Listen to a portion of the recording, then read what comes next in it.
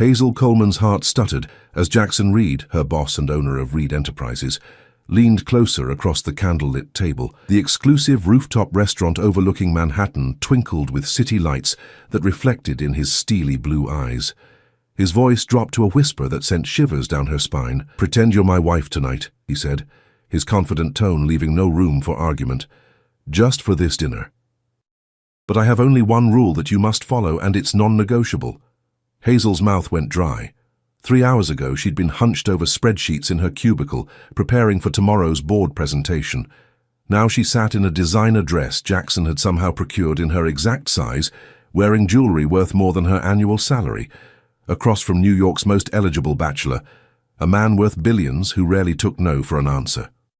"I don't understand," Hazel said, fidgeting with the unfamiliar weight of the diamond bracelet on her wrist. "Your wife?"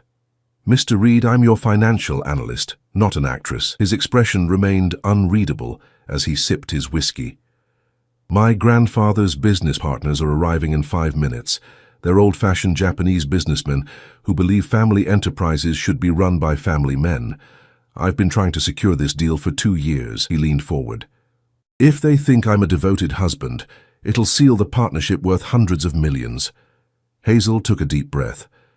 At 28, she'd spent 6 years climbing the corporate ladder at Reed Enterprises, determined to prove herself in a male-dominated field. Jackson Reed barely knew she existed, until today when her supervisor fell ill, thrusting her into the spotlight for the quarterly report presentation. "And the rule?" she asked, her voice steadier than she felt. Something flickered in Jackson's eyes. "The rule is simple, don't fall in love with me." A surprised laugh escaped her. "That won't be a problem, Mr. Reed." His smile didn't reach his eyes. "Good. Because I've seen what happens when people confuse business with pleasure. It always ends badly." He glanced toward the entrance. "They're here. From this moment on, you're Hazel Reed, my devoted wife of 2 years. We met when you consulted on a project for my company, a whirlwind romance. Very private ceremony in the Maldives."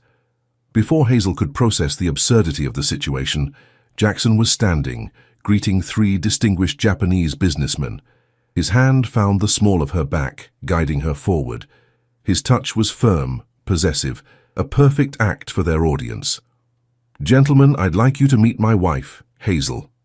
The evening blurred into a haze of polite conversation, exquisite food, and the constant warmth of Jackson beside her.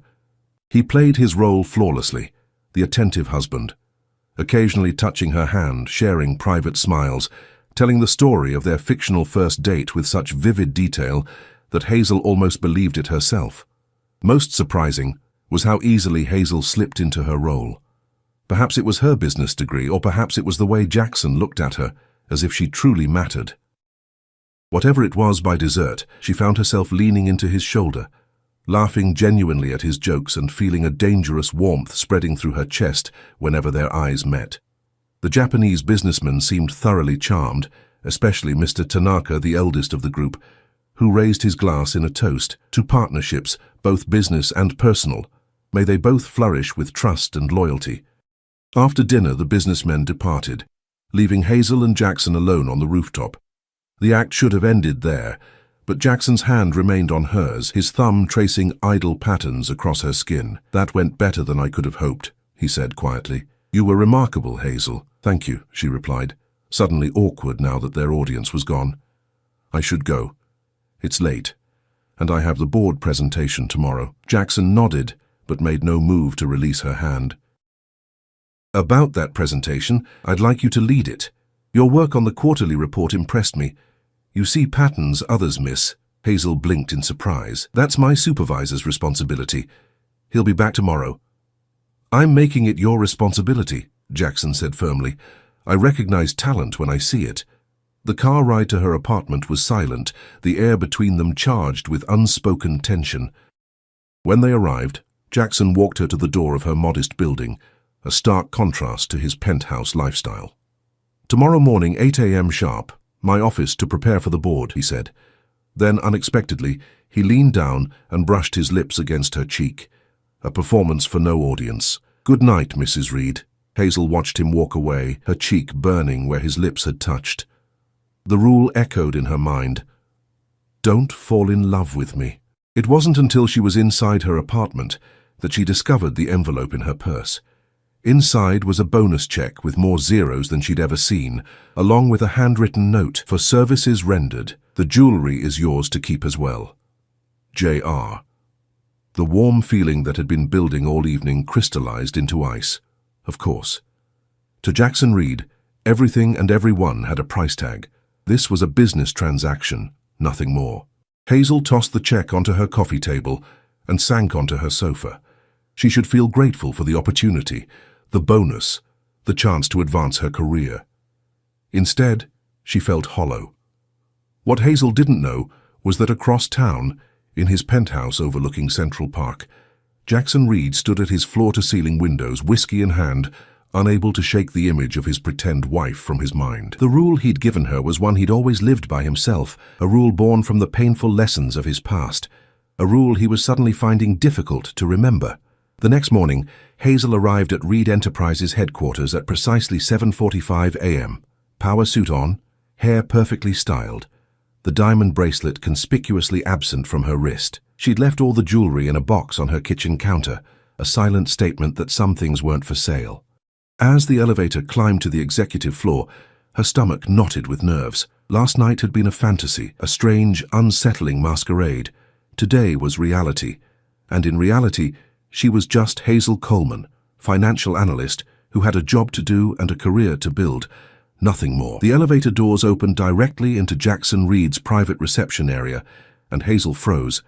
Standing there, in deep conversation with Jackson, was Mr. Tanaka from dinner last night. Both men turned at her arrival. "Ah, here she is now," Jackson said, smiling broadly. "My brilliant wife." Hazel's carefully constructed professional mask slipped. The fantasy wasn't over. It was just beginning. Mr. Tanaka bowed slightly. "Mrs. Reed, a pleasure to see you again. I was just telling your husband how impressed I was with your knowledge of international markets last night." Hazel shot Jackson a panicked look, but his expression remained calm, confident, as if he'd expected this complication all along. "Mr. Tanaka has invited us to dinner at his estate this weekend," Jackson explained smoothly, "along with several potential investors."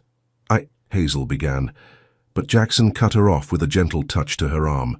"My wife is simply concerned about her schedule," he said to Mr. Tanaka. "She's leading a very important board presentation today." Mr. Tanaka nodded approvingly. "A modern marriage, two powerful professionals supporting each other. I admire this greatly." After he departed, Hazel pulled Jackson into his office, shutting the door firmly behind them. "What are you doing?" she hissed. "The dinner was supposed to be the end of it." Jackson moved to his desk, completely unruffled. "Plans change. The Tanaka Group is considering a $500 million investment, and they're clearly more comfortable dealing with a family man." He looked up, his expression serious. "This could be the biggest deal in the company's history. And what about my career? My reputation? People will talk if they think I'm sleeping my way to the top." "No one will think that," Jackson countered. "You were already on the promotion track before this. Your work speaks for itself." Hazel paced the expansive office, mind racing. How long would this charade need to continue? "Just until the contracts are signed. 2 weeks, maximum." Jackson's voice softened. "I wouldn't ask if it wasn't important, Hazel." She stopped pacing, weighing her options. The professional opportunity was undeniable, leading the board presentation today. Access to the upper echelons of the business world, connections that took others decades to build. And despite everything, a tiny, traitorous part of her had enjoyed last night being Jackson Reed's wife, even if just pretend. "Fine," she finally said. 2 weeks, but we need ground rules beyond just your "don't fall in love with me" command. She ticked off points on her fingers. 1, my work comes first. 2, no more surprise kisses. 3, I want a promotion, real one, not just playing dress up for investors. A slow smile spread across Jackson's face, and for the first time it reached his eyes. "You're negotiating with me? Bold move, Coleman. Is that a yes or no, Mr. Reed?" He extended his hand. "Deal." As they shook hands, neither of them noticed Jackson's assistant standing in the doorway, eyes wide, having heard enough to form all the wrong conclusions. By lunchtime, whispers had spread throughout Reed Enterprises. The Ice King had secretly married a junior analyst from finance. The truth was far more complicated and dangerous than office gossip could imagine, because despite their agreement, the rule was already beginning to crack. By Friday afternoon, Hazel's life had transformed into an elaborate performance she barely recognized. Her board presentation had been a resounding success, earning her admiring glances from executives who'd previously overlooked her. The office whispers followed her everywhere, a mixture of envy and speculation. The story of her secret marriage to Jackson Reed had spread like wildfire, despite HR's attempts to quell the gossip. "You have visitors, Mrs. Reed," Jackson's executive assistant, Pamela, announced with thinly veiled disapproval. 3 days into their charade, and Pamela still hadn't warmed to Hazel. Hazel looked up from the financial projections on her new office computer. Her promotion had come with a corner office on the executive floor, conveniently close to Jackson's suite. "I don't have any meetings scheduled," she replied, glancing at her calendar. "They're not on your schedule," Pamela's lips pursed. "It's your parents." Hazel's blood ran cold. Her parents? The door opened before she could respond, revealing her mother's beaming face and her father's bewildered expression. "Surprise!" Barbara Coleman rushed forward, enveloping Hazel in a cloud of floral perfume and questions. "Why didn't you tell us you got married? And to Jackson Reed, of all people. We had to find out from Betty Miller, who saw it in some society column online." "Mom, Dad, I can explain," Hazel began, but her father cut her off. "Your mother insisted on coming immediately. Packed us up and drove straight from Connecticut." Thomas Coleman looked around the plush office. "Executive financial strategist? Last month you were just an analyst." Hazel's mind raced. Her parents lived only 2 hours away in Hartford, where her father taught economics at the university, and her mother ran a successful interior design business. They were pragmatic people who valued honesty above all else. This deception would crush them. "I was going to call you this weekend," she improvised, desperately searching for a way out. "It all happened so fast." Barbara clasped her hands together. "A whirlwind romance, just like in the movies." The office door opened again, and Jackson appeared, his timing impeccably awful. He froze momentarily upon seeing Hazel's parents, then smoothly transitioned into the role of doting husband. "You must be Barbara and Thomas," he said warmly, stepping forward to shake hands. "Hazel speaks of you constantly. I'm sorry we haven't met until now." Barbara practically glowed. "The apology is ours. We should have invited you to dinner ages ago, but Hazel never mentioned she was dating her boss." "I like to keep my personal life private," Hazel said weakly. "Understandable," Jackson agreed, placing his arm around her waist with practiced ease.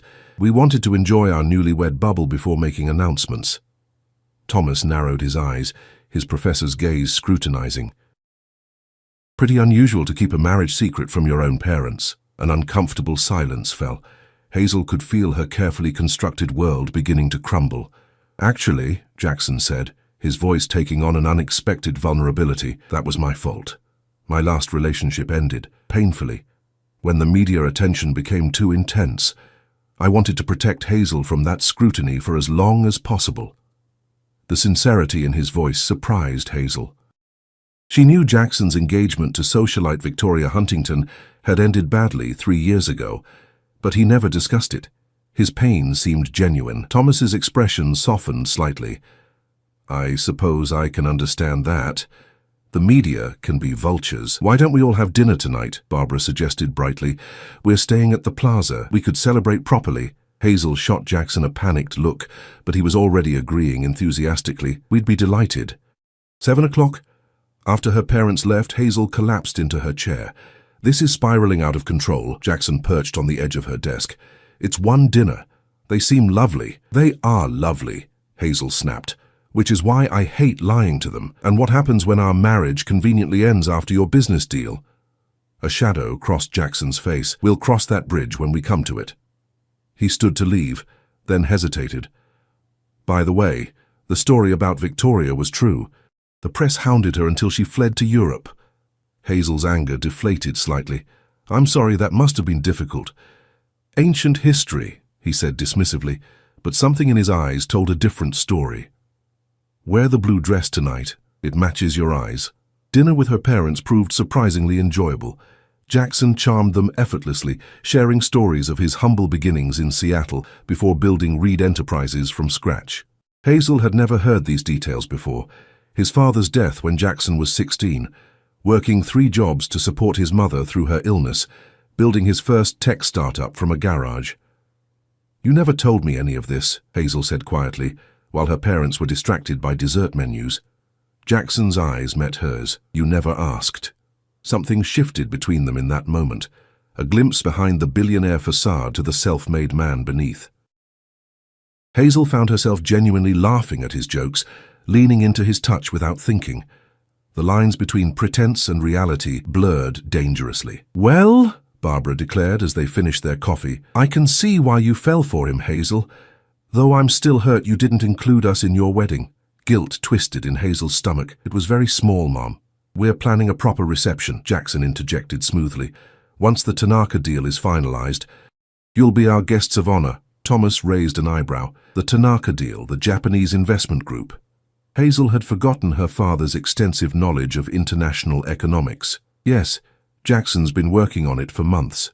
"Interesting timing," Thomas mused. "I read they only partner with family-run businesses." A heavy silence fell over the table. Jackson's hand tightened around Hazel's under the tablecloth. "Dad," Hazel began, but Thomas waved her off. "I'm not implying anything," he said, though his expression suggested otherwise. "Business is business, and speaking of which, we should let you two get home. I'm sure you have an early morning tomorrow." Outside the restaurant, Barbara hugged Hazel tightly. "He's wonderful, darling. A bit intense, perhaps, but he looks at you like you're the most precious thing in his world." Hazel's throat tightened. "Does he?" "A mother notices these things." Barbara patted her cheek. "Just be careful with your heart, sweetheart. Men with empires sometimes struggle to make room for love." In the car back to Jackson's penthouse, where Hazel had reluctantly agreed to stay temporarily to maintain appearances, silence stretched between them. "Your father suspects," Jackson finally said. "He's an economist. He connects dots for a living." Hazel stared out the window at the passing city lights. "This is getting too complicated, Jackson. The contracts will be signed next Friday. Then everything can go back to normal." Normal, the word echoed hollowly. What was normal now? Before this charade began, Hazel had been satisfied with her methodical climb up the corporate ladder. Now she'd tasted life in the upper echelons of power, not just professionally but personally. Being desired even artificially by a man like Jackson Reed had awakened something in her she hadn't known existed. "There's a charity gala tomorrow night," Jackson said as they entered his penthouse. "The Tanakas will be there along with several other potential investors." Hazel nodded wearily. "What time?" "Car will pick us up at 7. He hesitated. "Hazel, I know this isn't what you signed up for. If you want out, I signed a deal," she interrupted. "I'll see it through." Later that night, unable to sleep in the lavish guest suite, Hazel wandered to the penthouse's kitchen for tea. She was surprised to find Jackson there, wearing only pajama pants, staring at his laptop screen. "Sorry," she said, turning to leave. "Stay," he said softly. "I could use the company." Against her better judgment, Hazel sat beside him at the counter. "Trouble sleeping?" "Always." He rubbed his eyes. "I was looking at the presentation for the Tanakas. Something feels off about their financing structure." Hazel peered at the screen. Financial analysis was her specialty, and despite her complicated feelings about this arrangement, her professional instincts kicked in. "May I?" For the next hour, they worked side by side, discovering discrepancies in the Tanaka Group's reported assets versus their actual holdings. Jackson's proximity was distracting, the scent of his skin, the warmth radiating from his bare chest, but Hazel forced herself to focus. "This doesn't make sense," she murmured, pointing to a series of offshore transactions. "They're moving money through shell companies, but why?" Jackson frowned. Could they be hiding financial problems? Or something else entirely? Hazel's mind raced through possibilities. "We need more information." They locked eyes, the thrill of the challenge pulsing between them. In that moment, they weren't pretend spouses or boss and employee. They were equals, partners. "We'll get it," Jackson promised, his hand covering hers. "Together." The touch lingered longer than necessary. Hazel knew she should pull away, but instead found herself leaning closer. drawn by a magnetic pull she couldn't explain. Jackson's eyes darkened as his gaze dropped to her lips. The shrill ring of his phone shattered the moment. Jackson answered gruffly, his expression shifting to concern as he listened. "I'll be right there," he said, standing abruptly. "That was security. There's been a break-in at the office, specifically targeting the files on the Tanaka deal." Hazel felt a chill. "Coincidence?" "I don't believe in coincidences." Jackson was already heading for his bedroom to change. "Stay here. I'll handle this." "No," Hazel said firmly. "If we're partners in this, then we're partners all the way." Jackson paused, studying her with an unreadable expression. Then he nodded once. "Get dressed, 5 minutes." Neither of them could have predicted what awaited them at Reed Enterprises, or how it would test not just their false marriage, but their very real, growing feelings for each other. The Reed Enterprises headquarters loomed like a ghost ship in the midnight darkness, emergency lights casting eerie shadows across the normally bustling lobby. Security personnel swarmed the executive floor, where Jackson's office door hung ajar, the sophisticated lock system disabled. "Nothing appears to be missing, Mr. Reed," the head of security reported, as Jackson and Hazel surveyed the chaos. "But someone definitely accessed your computer system." Hazel noticed Jackson's jaw tighten. "Show me the security footage." The video revealed a hooded figure moving with practiced efficiency through the office, using high-level access codes to enter restricted areas. Most disturbing was how familiar they seemed with the building's layout and security protocols. "It's an inside job," Hazel whispered, the realization hitting her like a physical blow. They knew exactly where to go and how to get in. Jackson's expression hardened into something dangerous. "I want a list of everyone with executive access, and I want the Tanaka files secured in an offline location immediately." As the security team dispersed to follow his orders, Jackson pulled Hazel into an empty conference room, closing the door behind them. "This changes everything," he said, his voice low and urgent. "If someone's targeting the Tanaka deal, it could be corporate espionage, or worse." "You think the Tanakas are behind this?" Hazel asked, mind racing through the financial discrepancies they'd discovered earlier. Jackson ran a hand through his disheveled hair. "I don't know, but I can't ignore the timing. First we find irregularities in their finances, and hours later someone breaks in targeting those specific files. We need more information before jumping to conclusions," Hazel cautioned, her analytical mind taking over. "Let's look at who benefits if the deal falls through." They spent the remainder of the night in a secure room, creating a complex web of competing interests and rival companies. By dawn, they had narrowed the list of potential suspects to 3. Venture Tech, Reed Enterprises' main competitor, Harold Winters, a board member who had vocally opposed international expansion, and the Tanakas themselves, whose financial maneuvers suggested potential desperation beneath their veneer of prosperity. Exhausted, Hazel leaned back in her chair, rubbing her tired eyes. "What do we do now?" "We continue as planned," Jackson decided after a moment's thought. "The charity gala tonight is our chance to observe the Tanakas up close, maybe get some answers. If they're involved, they might reveal something under pressure. And if they're innocent," his eyes met hers, "then we're still in danger because someone else is trying to sabotage this deal." They returned to Jackson's penthouse as the city awakened, both too wired to sleep despite their exhaustion. Hazel showered and changed into fresh clothes. Her wardrobe had mysteriously expanded to fill a section of Jackson's guest closet, while Jackson made urgent calls to increase security. When she emerged, she found him on the balcony, staring out at the Manhattan skyline. The morning light softened his usually sharp features, revealing the weight of responsibility he carried. "You never stop, do you?" she asked, joining him at the railing. He glanced at her, a wry smile touching his lips. "Can't afford to. Even billionaires need rest, especially billionaires." His expression turned serious. "The more you build, the more you have to lose." Something in his tone made Hazel pause. "Is that why you created your rule? Don't fall in love with me?" The question hung between them, more intimate than she'd intended. Jackson's gaze returned to the skyline. "My father died when I was 16. Heart attack, right in the middle of a board meeting. He'd built a modest construction company, worked himself to death for it." Jackson's voice was distant, as if reciting someone else's story. "My mother fell apart. Their love was all-consuming. When he died, part of her died too." "I'm sorry," Hazel said softly. "I swore I'd never be that vulnerable." Never give anyone that kind of power over me. He turned to face her fully. Then Victoria happened. Your ex-fiancée. Jackson nodded. She was brilliant, ambitious. I thought we understood each other, that she loved me for who I was, not what I owned. Then the tabloids printed photos of her with her ex-boyfriend just weeks before our wedding. Hazel winced. That's awful. The worst part wasn't the betrayal, it was realizing how close I'd come to breaking my own rule. His eyes locked with hers, intense and unguarded. I won't make that mistake again. Before Hazel could respond, Jackson's phone rang. He checked the screen, his expression shifting back to business mode. It's Mr. Tanaka, I should take this. Hazel retreated inside, her mind spinning. For the first time, she glimpsed the man behind the billionaire facade, wounded, guarded, and far more complex than she'd imagined.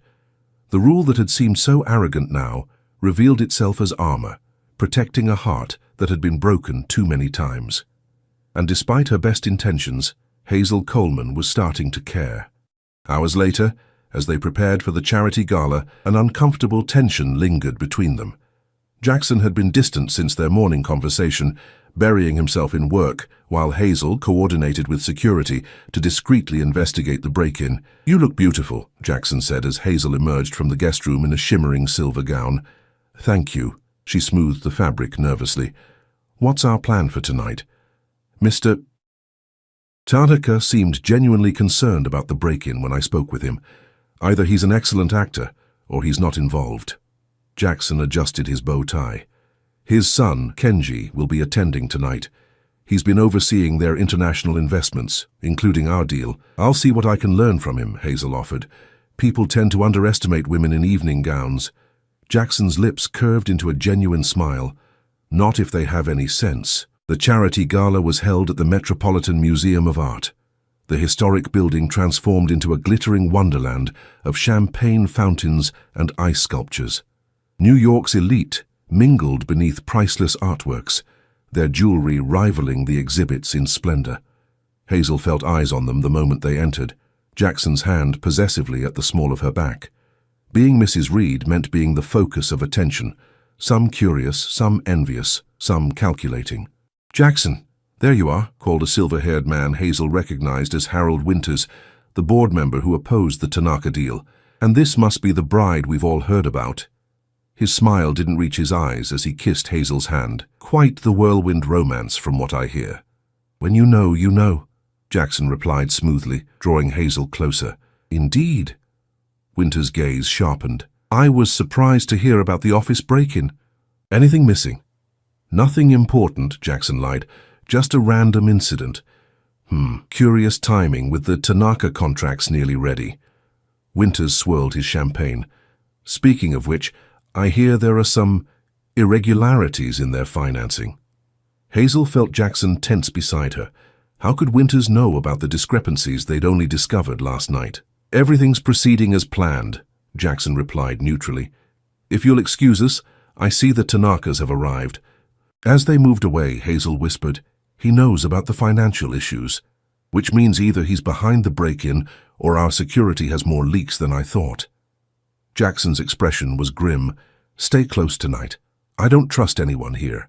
Kenji Tanaka proved surprisingly forthcoming after several glasses of champagne.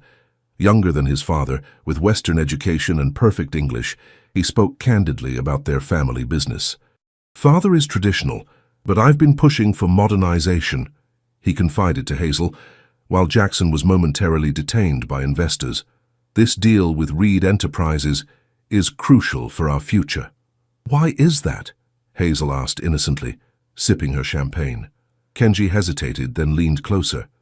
Between us, we're facing pressure from competitors in Tokyo. Without Western expansion, we could lose significant market share. That sounds serious. It is. But your husband's company offers exactly what we need, technology innovation coupled with financial stability. He studied her with newfound interest. Father was impressed by your financial acumen at dinner. Perhaps you could review some proposals I've developed.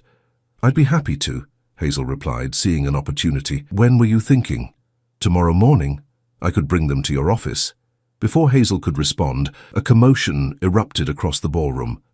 She turned to see Jackson confronting a striking blonde woman, their body language tense and hostile. "Ah, Victoria Huntington," Kenji observed. "Your husband's ex. This should be interesting." Hazel's stomach dropped as she recognized the woman from tabloid photos, tall, aristocratic, with the confidence of old money. Jackson's former fiancée had returned to New York. Making her excuses to Kenji, Hazel moved quickly to Jackson's side, arriving in time to hear Victoria's cultured voice dripping with disdain. "Marriage? Really, Jackson? We both know you're incapable of actual commitment." Jackson's face was a mask of controlled fury. "What are you doing back in New York, Victoria?" "Business," she replied vaguely, her gaze shifting to Hazel. "And this must be the lucky bride, enjoying your time as Mrs. Reed? However long it lasts." "Indefinitely," Hazel replied with more confidence than she felt, slipping her arm through Jackson's. "I'm Hazel." "Charming." Victoria's smile was arctic. "Did he tell you about us, Hazel? About how he chose his precious company over me? How he buried himself in work rather than face his feelings?" Jackson's jaw tightened. "You chose someone else, Victoria. Let's not rewrite history." "Because you were never there." Victoria's composure cracked momentarily. "I was alone, Jackson. Always alone." Something flickered in Jackson's eyes. Pain, regret? Hazel couldn't be sure. Then his walls slammed back into place. "That's ancient history. If you'll excuse us, my wife and I have guests to attend to." He guided Hazel away, his grip on her waist almost painful. "Are you okay?" she asked once they were alone in a quiet alcove. "Fine," he said curtly, but his eyes were stormy. "I didn't expect her here." "She still has feelings for you," Hazel observed, surprised by the twinge of jealousy the realization provoked. Jackson laughed bitterly. "Victoria has feelings for what I represent. Power, wealth, status. She never loved me." "I'm not so sure," Hazel said softly. "People hurt the ones they love when they feel neglected." His eyes snapped to hers. "Whose side are you on?" "Yours," she replied simply. "Always yours." Something shifted in his expression, vulnerability replacing anger for a fleeting moment. Then his phone buzzed, breaking the spell. He checked the screen, his face paling. "What is it?" Hazel asked, instantly alert. "Security at the penthouse. There's been another break-in." His voice was tight with controlled panic. "They're sending images now." He turned his phone to show Hazel the security footage.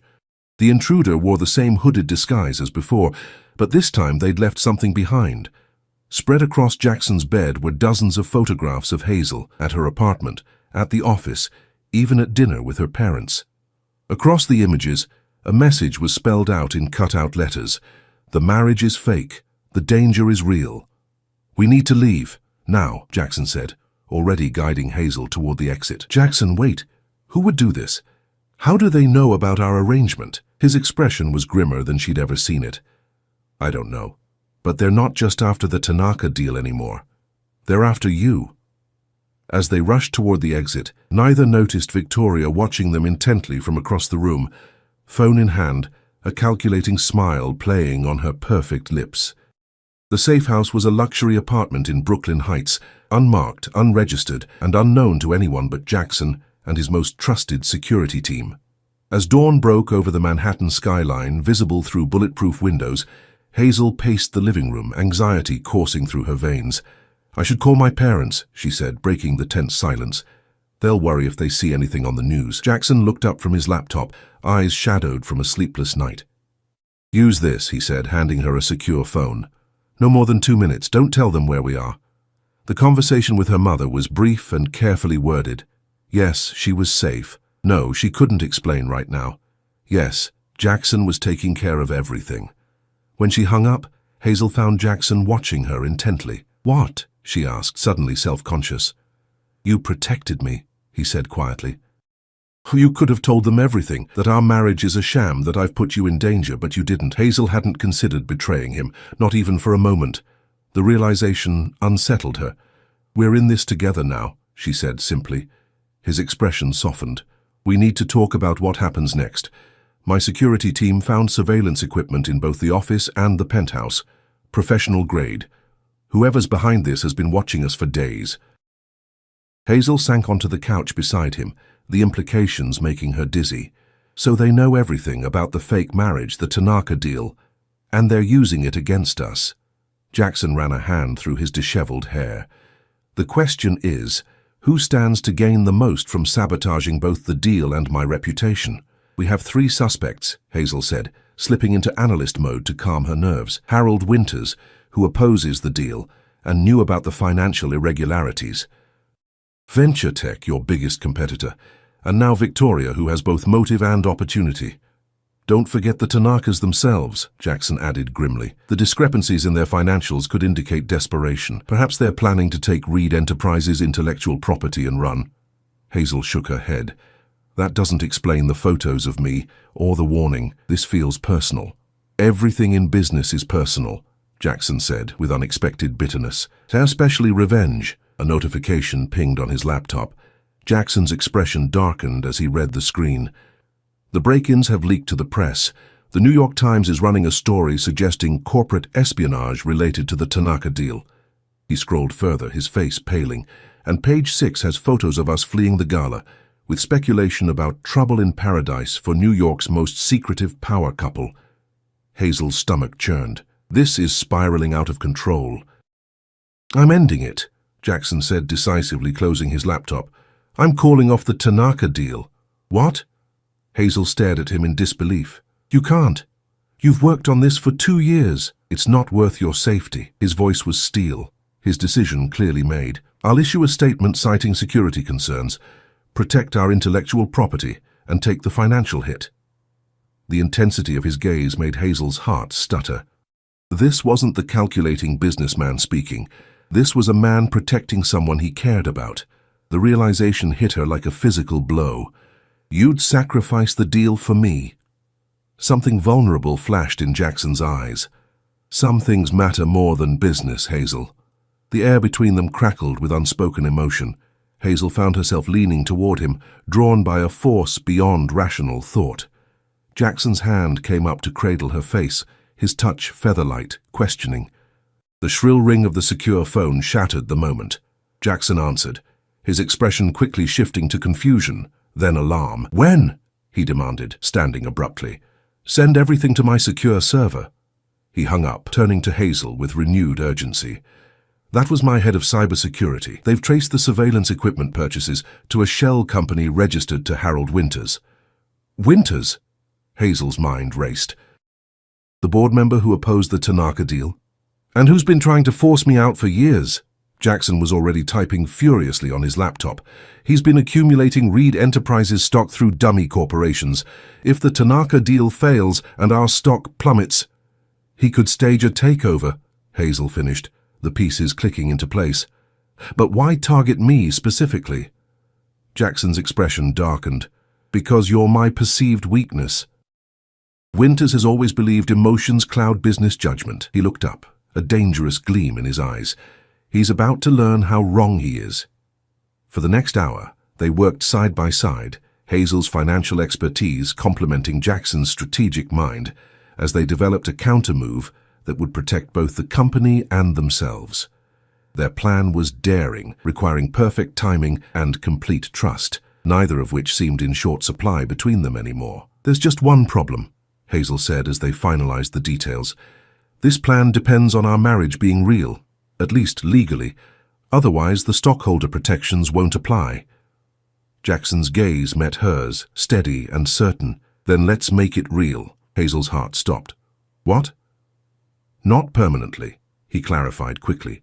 Just legally, temporarily. Enough to enact the stockholder protection clauses and outmaneuver Winters. Oh! The disappointment that washed through her was irrational, unwanted but undeniable. Of course. Jackson studied her face, something unreadable in his expression. Unless. The word hung between them, charged with possibilities neither dared voice.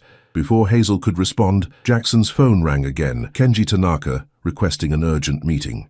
Despite the risk, they agreed to meet him at a neutral location, a private room in a high-security hotel where Jackson kept a permanent reservation for delicate negotiations. Kenji arrived alone, visibly agitated. My father doesn't know I'm here, he said without preamble, but I discovered something you need to see. He produced a tablet containing internal communications from the Tanaka Group, specifically exchanges between his father and Harold Winters, dating back months. Winters approached my father last year, suggesting a partnership, Kenji explained as Jackson and Hazel read through the messages. When father chose Reed Enterprises instead, Winters became desperate. The communications revealed Winters' increasingly frantic attempts to sabotage the deal, culminating in a thinly veiled threat. Reed's new wife could prove a valuable source of information, willingly or otherwise. Hazel felt sick. He was planning to use me against Jackson all along. When I found these, I knew I had to warn you, Kenji said earnestly. My father values honor in business. He would never condone such tactics. Jackson's expression was thunderous. Does your father know about our marriage situation? Kenji looked uncomfortable. He suspected it was convenient timing, but he was impressed by both of you, regardless. Your commitment to each other during the deal negotiations convinced him of your integrity. The irony wasn't lost on Hazel. Their fake relationship, built on deception, had paradoxically demonstrated their character. What will you do? Kenji asked. Jackson exchanged a look with Hazel, silent communication passing between them. Spring our trap, he said simply. The emergency board meeting was called for that afternoon. Harold Winters arrived looking smugly confident, clearly expecting Jackson's downfall. Instead, he found himself facing not only Jackson and Hazel, but also the elder Mr. Tanaka, who had flown in specifically for the occasion. Before we begin, Jackson addressed the assembled board members, his voice commanding absolute attention. I'd like to introduce my wife, Hazel Reed, who as of this morning is also Reed Enterprises' new chief financial officer. Murmurs rippled through the room. Winters' expression soured. As Mrs. Reed has uncovered evidence of corporate espionage targeting our company, she'll lead this portion of the meeting, Jackson continued, yielding the floor to Hazel with unmistakable pride. Heart pounding but voice steady, Hazel presented the evidence they'd gathered. The surveillance equipment traced to Winters' shell company, the communications with the Tanaka Group, the calculated stock accumulation through dummy corporations. With each damning slide, Winters' face grew paler. You have no proof, he finally sputtered when she finished. Actually, we do, Jackson countered, nodding to security personnel who entered with 2 police officers. The NYPD's Financial Crimes Division has been building a case against you for months. We just provided the missing pieces. As Winters was escorted out, shouting threats and accusations, Mr. Tanaka approached Jackson and Hazel. His weathered face creased in a smile that reached his wise eyes. Most impressive, he said with a slight bow. You work together as true partners should. Thank you, Mr. Tanaka, Hazel replied, surprised when Jackson's arm slipped around her waist. No audience required the gesture now. I look forward to finalizing our partnership tomorrow, Mr. Tanaka continued. A union between our companies built on mutual respect, just as your marriage clearly is. Guilt twisted in Hazel's stomach. The deception had served its purpose, but the lies left a bitter taste. As soon as they were alone in Jackson's office, she voiced her discomfort. We need to tell him the truth, she insisted. The deal can stand on its own merits now. Jackson studied her for a long moment. And what truth would that be exactly? That we're not really married, that it was all business? Was it? His voice softened as he stepped closer. Just business. Hazel's heart pounded as he took her hands in his. Jackson, my rule was stupid, he said quietly. Her defense mechanism born of fear.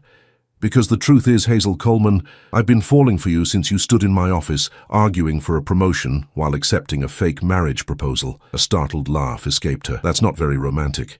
I'm not a romantic man, he admitted. I'm demanding and difficult and married to my work.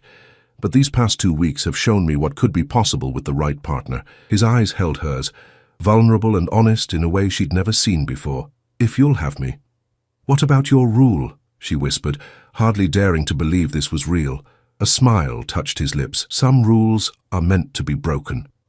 When he kissed her, it wasn't for show, wasn't part of any pretense or business arrangement. It was real, tender and passionate and full of promise.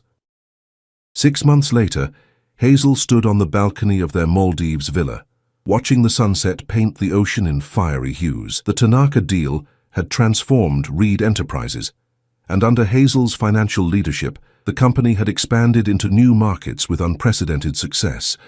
But more importantly, she and Jackson had built something neither had believed possible, a partnership of equals in business and in life.